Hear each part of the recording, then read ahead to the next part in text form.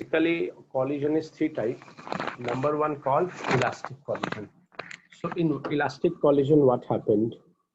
Suppose a particle of mass m moving with velocity u1, another particle of mass m2 moving with velocity u2 before collision. This is during collision, and this one is after collision. Okay.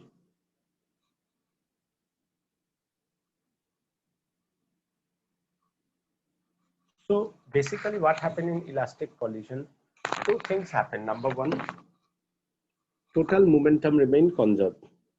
So m1 u1, m2 u2, m1 v1, m2 v2. And the second thing is that total kinetic energy remain conserved. So half m1 u1 square, half m2 u2 square, half m1 v1 square, half m2 v2 square. So what do you mean by total kinetic energy remain constant? Total kinetic energy constant, that means no exchange of energy during the collision in terms of heat, sound, and etc. This is the elastic collision. Next one is inelastic collision. So in inelastic collision, what happened? The second one is inelastic collision. Inelastic collision. In inelastic collision, what happened? After collision, they stick together. So after collision, they stick together. So what happened? They are moving with velocity v m1 plus m2. Is it okay? Yes, sir. So again, the momentum is conserved. That means in all type of collision, momentum is conserved. So m1 u1, m2 u2 equals to m1 plus m2 v, but total kinetic energy is not conserved. Actually, during collision, energy loss. So half m1 u1 square plus half m2 u2 square is not equals to half. What do you mean by that? That means energy loss during the collision.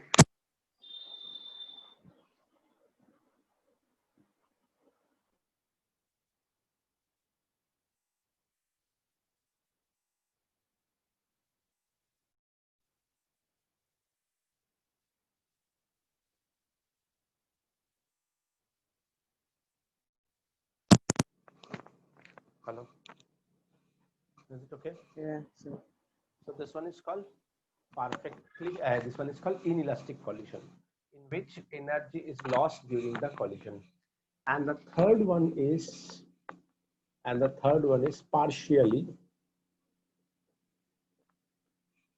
partially elastic collision.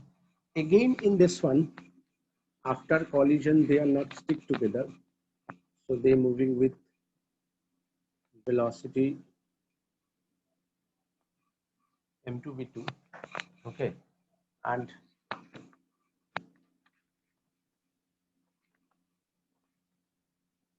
conservation of momentum and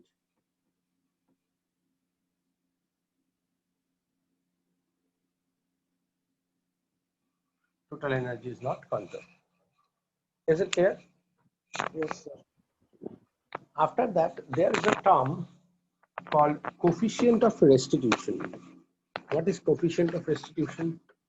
Coefficient of restitution is represented by the term E, that is velocity of separation after collision by velocity of approach before collision. So velocity of separation after collision, that means v2 minus v1. Is it okay? Yes, sir. And velocity of separation before collision, velocity of approach before collision, that means u1 is greater than u2, called the coefficient of restitution. So what is coefficient of restitution? Coefficient of restitution is the ratio. Coefficient of restitution is the ratio of velocity of separation after collision and velocity of approach. For elastic collision, the value of E is 1, elastic.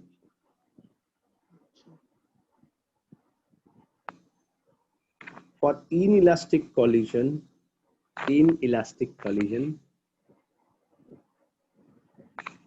neither perfectly elastic, or you can say elastic, neither elastic collision possible, ideal elastic collision or perfectly elastic collision, nor inelastic. বইতে elastic আর inelastic আছে, actually এটাকে বলা হয় perfectly elastic, perfectly inelastic. বইতে যেহেতু elastic আর inelastic লিখেছে, আমরা perfectly elastic আর inelastic, elastic collision perfectly elastic collision, perfectly inelastic collision হওয়া উচিত, কিন্তু বইতে elastic আর inelastic করেছে. Both cases are not possible, and E greater than 0 less than 1 partially elastic. This is the real case, মানে এটাই হয়, বুঝতে পারলি? কোন জিনিস যদি খুব ভালো বাউন্স করে তাহলে E এর ভ্যালু খুব বেশি, কোন জিনিস যদি কম বাউন্স করে তাহলে E এর ভ্যালু 0 এর দিকে যাবে, মানে 1 এর থেকে কম হবে। যত কমের দিকে যাবে তত কম ইলাস্টিক, যত বেশির দিকে যাবে তত বেশি ইলাস্টিক। মনে কর তুই এখানে একটা ওই যে জাম্পিং বল গুলো হয় না, জাম্পিং বল গুলো খুব ভালো ইলাস্টিক হয়। If you not throw it, you just release it from a height. So when you realize whatever be the surface, if you not using extra force, মানে মনে কর সারফেসটাতে ফোর্স দিয়ে ভাইব্রেট করে উপরে উঠিয়ে দিলি, আমি যদি সেটা না ভাবি যে নরমাল, মানে যা সারফেস, যে কোনো একটা surface, but not extra vibrate या এক্সট্রা কোনো কিছু অ্যাপ্লাই করা সারফেস, ইফ ইউ রিলিজ ইট, ও যাবে যে ব্যাক করে আসবে যেখান থেকে রিলিজ করেছিলি, কোনোদিনও সেম হাইট পর্যন্ত আসবে না, তার বেশি তো আসবে না, সেমও আসবে না, তার চেয়ে কমই আসবে সেকেন্ড বার। ওই যে কম আসছে তার মানে কি পারফেক্টলি ইলাস্টিক বলে কিছু নেই। হ্যাঁ, তুই এবার মনে কর নিচে কোনো ব্যাটারি লাগিয়ে দিলি, কোনো আর একটা কিছু দিয়ে দিলি যে ওখানে পড়ে ওটা জাম্প করে ফোর্স দিয়ে জাম্প করে দিল, তাহলে উপরে যেতে পারে, that is a different issue. তার মানে তুমি আলাদা করে এনার্জি খরচা করছো, তার মানে তুমি আলাদা করে ওয়ার্ক ডান করছো, আলাদা করে মোমেন্টাম ক্রিয়েট করছো, আলাদা করে ইম্পালস দিচ্ছ। I am not talking about that. যদি না করা হয় তাহলে ইন জেনারেল এটাই কেস হয়, ঠিক আছে? এবার দেখ এখান থেকে দুটো জিনিস খুব ইম্পর্টেন্ট। একটা হচ্ছে show that in inelastic collision energy loss during the collision, so that in inelastic collision energy loss during the collision. তো মনে কর আমার কাছে দুটো ব্লক আছে, m1 moving with velocity u1 is u, m2 at rest, তাহলে u2 0, এটা এসে একসঙ্গে ধাক্কা খেলো, খাওয়ার পরে ডিউরিং কলিশন, আর তারপরে এরা একসঙ্গে মুভ করা শুরু করেছে, কেন? inelastic collision. Okay, as it is inelastic collision, so we can say they stick together and moving with velocity v. So from the conservation of energy, what we can say, conservation of momentum, m1u plus 0, m1 plus m2 into v. So v equals to m1 by m1 plus m2u. Is it okay? Yes sir. So now sir ওরকম case হয় না, কখনো m2 খুব বড় হয়ে গেল, m1 খুব ছোট হয়ে গেল, ওগুলাতে কি? আসি the perfectly elastic collision দ্বারা। So this is v, okay? So এবার দেখ কাইনেটিক এনার্জি ইনিশিয়াল কত ছিল, half m1 u square. Sir পুরো সিস্টেমটা? হ্যাঁ, বিফোর কলিশন। ওকে স্যার, এটা তো 0, হ্যাঁ এটা 0। Kinetic energy final half m1 plus m2 v square, তার মানে half m1 plus m2 m1 u by m1 plus m2 whole square.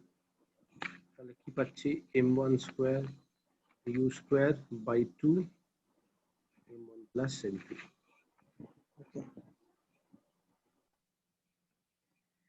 এবার আমি যদি kinetic energy initial by kinetic energy final করি, তাহলে দেখ আমার কথার কথা থাকছে half m1 u square by half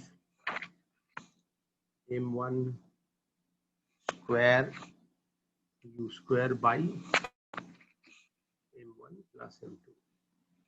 half half কেটে গেল, একটা m কাটলো, u স্কয়ার কাটলো, এটা উপরে চলে গেল, m1 plus m2 by m1, তাহলে 1 plus m2 by m1।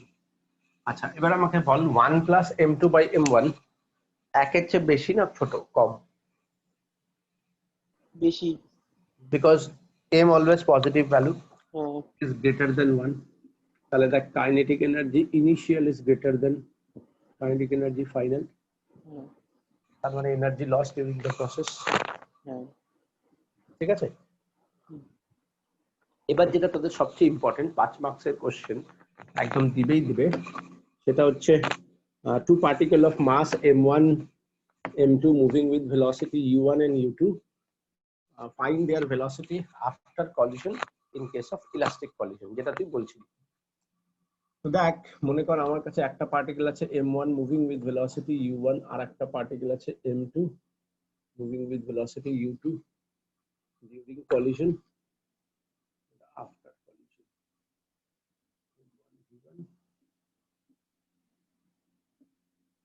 Okay clear? Yes, sir.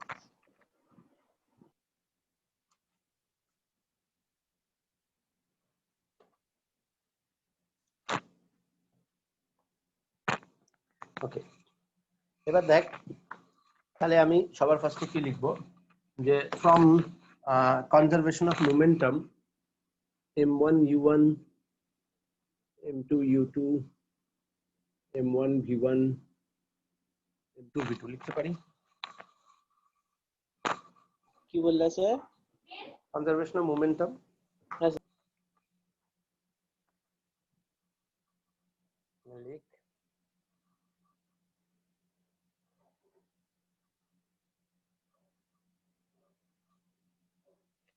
আচ্ছা এরপরে আমি এটাকে এদিকে নিয়ে আসতে পারি, তাহলে m1 u1 minus v1, এটাকে যদি এদিকে নিয়ে যাই m2 v2 minus u2, is it okay? Let it be equation number 1, let it be equation number 2 লিখতে পারি। yes sir. আচ্ছা from conservation of energy half m1 u1 square half m2 u2 square is equals to half m1 v1 square half m2 v2 square, তাহলে half m1 u1 square minus v1 square half m2 v2 sir square তুমি এটাতে minus, actually বের কি করতে চাচ্ছ? আমি u1 আর u2 থেকে v1 আর v2 বার করতে চাইছি। ঠিক আছে, হ্যাঁ স্যার বুঝতে পারছি। আর একটা জিনিস সেখানে দেয়, কখনো কখনো বলে যে এটা শো করতে কি in case of perfectly elastic collision coefficient of restitution is 1, তাহলে কোএফিসিয়েন্ট অফ রেস্টিটিউশন যদি 1 হয় তার মানে আমাকে v1 minus v2 minus v1 by u1 minus u2 equals to 1, তার মানে আমি যদি v1 minus v2 u1 minus u2 proof করে দিই তাহলে কোএফিসিয়েন্ট অফ রেস্টিটিউশন 1 প্রুফ করতে পারবো। yes sir. এটাও আমাকে প্রুফ করতে দেয়। ঠিক আছে, কখনো এটা প্রুফ করতে দেয়, কখনো পুরোটাই প্রুফ করতে দেয়।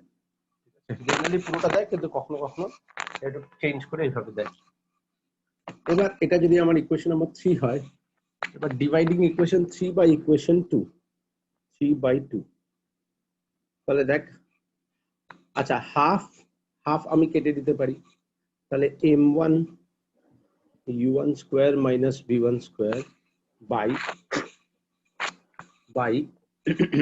m1 u1 minus v1 is equals to m2 v2 square minus u2 square by m2 v2 minus u2, m কেটে যাবে, a minus b, a square minus b square, a minus b a plus b, তাহলে u1 plus v1 v2 plus u2, তাহলে দেখ u1 minus u2 equals to v2 minus v1, দেখ proof হয়ে গেল। হ্যাঁ তাহলে এখানে Dividing আমি both লিখতে পারি sides, right? যদি বলে proof that coefficient of restitution is 1, তাহলে v2 minus v1 by v1 minus u2 equals to 1 proof হয়ে গেল। হুম তো দেখ বেসিক্যালি এখানে দুটো ব্যাপার আছে। একটা ব্যাপার হচ্ছে যে ওরা বলে যে এটা প্রুফ করতে, এটা আজকাল দিচ্ছে। আর আগে কি করতো, ডাইরেক্ট বলতো যে coefficient of equation of collision বার করো, ঠিক আছে, মানে m1 v1 দেওয়া, m1 u1 m2 u2 দেওয়া আছে, আর v1 আর v2 বার করো। ইলাস্টিক কলিশন বলে দিয়েছে। যখন ইলাস্টিক কলিশন টার্মটা বলে দিয়েছে, আমি এত কিছু না করে আমি ডাইরেক্ট তো এটা ইউজ করতে পারতাম, মানে ফার্স্ট লাইনটা লেখার পরে, ঠিক আছে, E is equal to direct V2 minus. Direct তো লিখতে পারতাম না কি হ্যাঁ। From the definition of perfectly elastic collision E equals to v2 minus v1 by u1 minus u2 equals to 1, তাহলে v2 মাইনাস v1 ইজ 1, আমি direct লিখে দিতে পারতাম। হ্যাঁ এবং এখানে এক্সামিনারে কাটার কিছু নেই, কারণ আমি তো টার্ম ইউজ করেছি, বলাই আছে পারফেক্টলি ইলাস্টিক কলিশন, আমি সেই কন্ডিশনটাকে ইউজ করেছি। ইভেন এটা আগে কেউ লিখতো না, ওরা সবাই ডিরাইভ করতো। শিলিগুড়িতে ফার্স্ট এটা আমি শর্টকাট করে এটা ইউজ করে লিখা শুরু করলাম, অনেক স্কুলের টিচাররা কাটা শুরু করে দিল তারপরে। তারপরে মানে এটা আমি অনেক আগেকার ঘটনা বলছি। তারপর এখন রিসেন্টলি কোনো বইতে সাইডে এটাও দিয়ে দিচ্ছে যে you can use this one also, এখন দিচ্ছে। বাট দ্য প্রবলেম ইজ, যেহেতু এখন এটা দিচ্ছে, এক্সামিনাররা চায় যে পুরোটা দেখাক, আর যেহেতু পুরোটা চাই দেখাক, তো সেই জন্য ওরা আর এখন বলেই দিচ্ছে কি show that coefficient of restitution is 1। তাহলে তোকে এটা গিয়ে দেখাতে হবে, তাহলে তুই দেখাতে পারবি না। হুম তো যেহেতু তারা এটা দেয় যে শো দ্যাট, তুই দেখাতে পারবি। আর না হলে যদি না বলে তো তুই ডাইরেক্ট লিখতে পারবি। E লিখে দেবো। স্কুলে ডাইরেক্ট আমি ইউজ করতে পারি না, ইন কেস অফ হ্যাঁ। perfectly elastic collision from the definition of coefficient of restitution E is equals to separation by approach equals to 1, direct use করলাম। কিন্তু তখন স্কুল টিচার, দেখ এটা তো আর 12 এর বোর্ড এক্সাম না যে সিবিএসই বোর্ডকে তুই কমপ্লেন করবি, চেক করবি। এটা স্কুল টিচারও বলবে আমি নম্বর দেব না, তুমি কি করবা, আমি দেব না, হ্যাঁ তোমার যা করার করো। স্কুলকে তো আর টিচারকে তো আর সরাবে না, সেই জন্য কেউ কিছু বলে না, চলে যাচ্ছে ওইভাবেই। যাই হোক, এই ফর্মুলাটা আমার লাগবে। এবার আমি যখন এই ফর্মুলাটা পেলাম, এটাকে মনে কর ইকুয়েশন নাম্বার আমি দিলাম 4, ঠিক আছে। এবার এতক্ষণ বুঝেছিস? সাইড টু সাইড দাও তো। পুরোই তো সাইড দিলাম। Thank you sir. বুঝেছিস, লিখেছিস তো? হ্যাঁ স্যার। আচ্ছা, এবার যখন তোর ইকুয়েশন 4 চলে এলো, মনে করবি ভালো করে, যখন তোর কাছে ইকুয়েশন 4 চলে এলো, ঠিক আছে, 4 চলে এলো মানে বেসিক্যালি আমাকে u1 minus u2 equals to v2 minus v1 আমাকে লিখতে হবে। যখন আমার এটা চলে এলো, বুঝতে পারলি? হ্যাঁ স্যার। হ্যালো, হ্যাঁ শুনতে পাচ্ছিস তো? এবার হ্যাঁ, আমি যদি এই ইকুয়েশনটাকে m2 দিয়ে মাল্টিপ্লাই করি, ঠিক আছে, আমি যদি এই ইকুয়েশনটাকে m2 দিয়ে মাল্টিপ্লাই করি, আর ইকুয়েশন 1 থেকে আমি যদি এটাকে মাইনাস করি, মানে 1 মাইনাস ইকুয়েশন 4 ইনটু m2, ঠিক আছে হলো? বুঝতে পারছি। তাহলে দেখ কি হবে, তাহলে দেখ m2 u1 minus m2 u2 equals to M2 V2 m2 v2 minus M2 V1 minus V1 m2 v1 হলো না? হ্যাঁ হ্যাঁ স্যার। আর এটাকে আমি মাইনাস করব, মানে মাইনাস প্লাস, ঠিক আছে। তো তুই এইটা একটা প্রসেস করতে পারিস, আর একটা করতে পারিস যে v2 এর ভ্যালু ডাইরেক্ট এখানে পুট করে দে, এটাও করতে পারিস, ঠিক আছে। ভাই এলিমিনেশন বুঝতে পারছো, আমি v2 আমার যদি v2 কে আমি পুট করি, তাহলে কত হচ্ছে u1 minus u2 plus v1 আসছে। তো আমি যদি এটাকে এখানে পুট করি, এটা একটা করতে পারিস, করে কেটে দিলি, তাহলে দেখ v1 বেরিয়ে যাবে, পাবি না 2v1 পাচ্ছিস তো? হ্যাঁ স্যার বুঝতে পারছি। তুই এইটা দিয়েও করতে পারিস, বা আমি এটাও করতে পারি, আমি এর ভ্যালুটা এখানে পুট করব, সেটাও আমি করতে পারি, যেটা তোর ইচ্ছে, ঠিক আছে। আমি ওটাও তোকে করে দেখাচ্ছি, m1 v1 plus m2 v2 এর জায়গায় u1 minus u2 plus v1, ঠিক আছে? স্যার একটু সাইড দাও তো মিনিট। আচ্ছা স্যার তুমি এটা সাবট্রাক্ট করলা, হ্যালো? হ্যাঁ, শুনতে পাচ্ছিস? হ্যাঁ হ্যাঁ, তাহলে কি হলো? স্যার তুমি বন্ধ করে দিলে। ঠিক আছে, হ্যাঁ হ্যালো। তো হ্যাঁ স্যার। আমি যদি এটাকে যদি এখানে পুট করি, এবার আমার v1 লাগবে। তো দেখ আমি এটাকে নিয়ে যাবো এদিকে, তাহলে দেখ এখানে m1 v1 m2 v1 আছে না? হুম তাহলে আমি v1 যদি বার করি m1 প্লাস m2 লিখতে পারি। হ্যাঁ এবার আমার এটাকে এদিকে নিয়ে যাবো, এটাকে এদিকে নিয়ে যাবো। তো নিয়ে গেলে দেখ এখানে একটা আছে m1 u1, এখানে আছে m2 u1। তাহলে u1 যদি আমি লিখি m1 মাইনাস m2 লিখতে পারি। হ্যাঁ হ্যাঁ, হ্যাঁ এই যে এটা আছে এটাকে আমি এদিকে নিয়ে গেলে প্লাস হয়ে যাবে। তাহলে u2 মানে 2 U2 is equal to M. হবে। তো এই অ্যারেঞ্জ করার চেয়ে আমি এখানে করলে কি আমি ডাইরেক্ট পেয়ে যেতাম, বুঝতে পারলি তো? আমাকে এই যে যেমন বারবার আমি চেক করে করে অ্যারেঞ্জ করছি, এটা করার দরকার হলো না, ঠিক আছে? বুঝতে পারলি? হ্যাঁ তাহলে দেখ আমি v1 কত পেলাম? আমি v পেলাম m1 minus m2 by m1 plus m2 u1 plus 2m2 by m1 plus m2 u2। Clear হলো গল্পটা? হ্যাঁ স্যার। স্যার ডিরাইভেশন তো বুঝিয়ে ফর্মুলাটা মনে কি করে রাখবো? হ্যাঁ, আমি তোকে মনে রাখাটা বলে দিচ্ছি। এবার দেখ মনে রাখার জন্য যেমন এটা v1 হলো, সিমিলারলি আমাকে যদি v2 বার করতে হয় তাহলে আমি m2 এর জায়গায় m1 দিয়ে মাল্টিপ্লাই করব, হ্যাঁ বা তারপর আমি v2 এর মানে v2 এর জায়গায় v1 এ পুট করব। হ্যাঁ তাহলে কি হবে?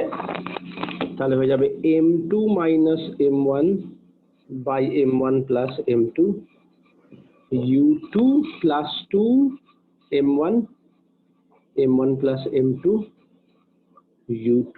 বুঝতে পারলি?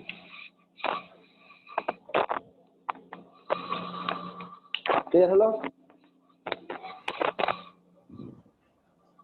এবার দেখ এটাকে মনে রাখবি কি করে, একটু প্র্যাকটিস করতে হবে। কি প্র্যাকটিস করবি? এইভাবে লাগবি v1, তো 1 এর জন্য m1 minus m2 by m1 plus m2 u1 plus, এবার এখানে 2m2 v1 তাহলে 2m2 m1 plus m2 u2। বুঝতে পারলি? হ্যাঁ স্যার। এটা যদি লিখতে পারিস তাহলে v2 টাকে তো এখানে দেখে লিখে দিবি, এটাকে উল্টে দে m2 minus m1 m1 plus m2 u2 plus 2m1, মানে 2 এর জন্য 1, 1 এর জন্য 2, ঠিক আছে?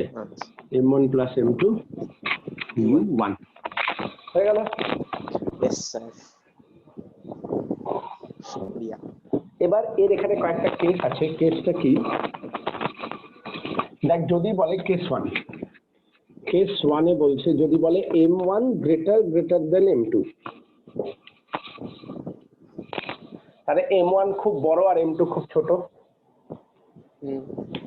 মানে মনে কর একটা হচ্ছে ট্রাক আর একটা হচ্ছে বাটারফ্লাই। তো বাটারফ্লাই রাস্তায় অনেকগুলো চলে আসলে তুই কি ট্রাকের ব্রেক মারবি? না। তো তার মানে কি যে with respect to the mass of the truck butterfly এর mass negligible.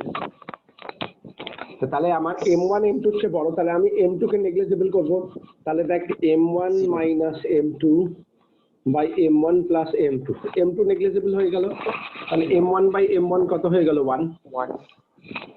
R 2m2 by m1 plus m2, দেখ উপরেরটা 0, নিচেরটা অনেক বেশি ইনফিনিটি, তো সামথিং বাই ইনফিনিটি ইজ 0। আচ্ছা বুঝতে পারলি? আচ্ছা এবার দেখ m2 minus m1 by m1 plus m2 কত হবে বল?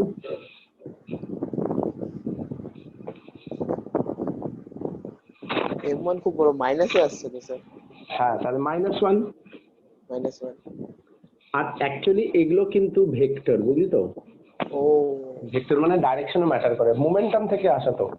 হ্যাঁ, আচ্ছা, আর এটা দেখ কত হয়ে যাচ্ছে 2m1 m1 প্লাস m2 কত হওয়া উচিত তাহলে? 2 2।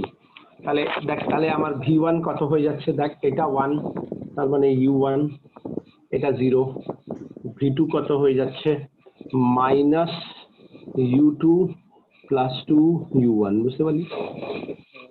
2 বুঝলি?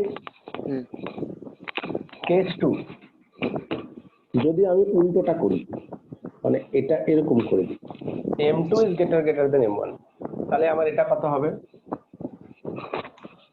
m2 greater than minus 1 sorry -1। এটা কত হবে? m2 greater in infinity by something না sorry 1 2 sorry 2 হবে না? হ্যাঁ m2 বুঝতে m2 পারলি কেটে তো? গেল হ্যাঁ m2 এটা কত হবে? 1 আর এটা কত হবে? minus 0 sorry জি। তাহলে এবার দেখ, সেই অনুযায়ী আমার v1 কত হবে? v1 হচ্ছে মাইনাস u1 প্লাস 2u2 হচ্ছে না? হুম আর v2 কত হচ্ছে? v2 হচ্ছে u2, ঠিক আছে? স্যার দাঁড়াও হ্যাঁ স্যার আরে এটা এক ফুট করলাম, এটা 0 এটা 0 রাখলাম, ঠিক আছে? না স্ক্রিনশট নিন হ্যাঁ ঠিক আছে তবে আমি ভিডিওটাই পাঠিয়ে দেবো, রেকর্ডিংটাই পাঠিয়ে দেবো। ঠিক আছে কেস 3 তে হচ্ছে যদি ইকুয়াল করি, তুই নিজেই বল ইকুয়াল করলে কত হওয়া উচিত? 0 0 হাফ এখানে কত হবে? ও 1 sorry 1 এখানে কত হবে? 0 এখানে 1 তাহলে দেখ কি হয়ে যাচ্ছে, তাহলে v1 টা হয়ে যাচ্ছে u2 আর v2 টা হয়ে যাচ্ছে u1, হচ্ছে না? বাস, তিনটে কেস তুই যে বললি না গ্রেটার দেন হলে কি, এই তো, ঠিক আছে? ঠিক আছে এতখানি কর কমসে কম। আর আমি দেখ এই উইকে আমি শেষ করে ম্যাক্সিমাম মানডে টুইসডে ওয়েডনেসডে 3টে দিন আরো নেব, মানে সেম ক্লাস, মানে আরো একটা ক্লাস নেব, তারপরে আমি সার্কুলার মোশনে ঢুকে যাবো, বুঝলি? মানে একদম নর্মাল সার্কুলার মোশনে ঢুকে যাবো। আর আমি যে এই যে পরে যে মানডেতে ক্লাস নেব, আমি ওখানে কলিশন ঢুকে যাব, মানে মুভমেন্ট অফ কনজারভেশন মুভমেন্টামে ঢুকে যাব, ঠিক আছে? পুরো ডিটেইলে নিউমেরিক্যাল দিয়ে করাবো। চলো বাই।